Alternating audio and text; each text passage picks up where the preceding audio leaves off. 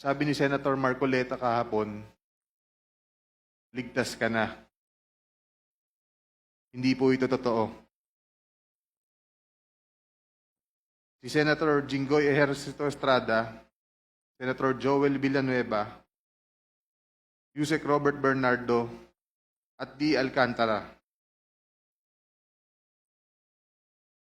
Si Senator Jinggoy po ay nagbaba ng 355 million ngayong 2025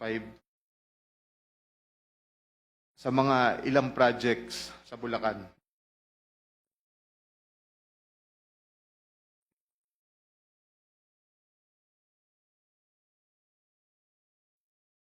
At ang sabi po ng boss ko dito ay 30% ang commitment dito. Ang mga projects po na to ay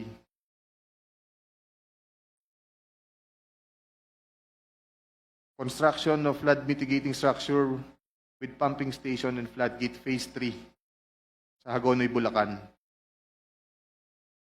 Flood control mitigating structure with pumping station and floodgate sa Malolos, Bulacan.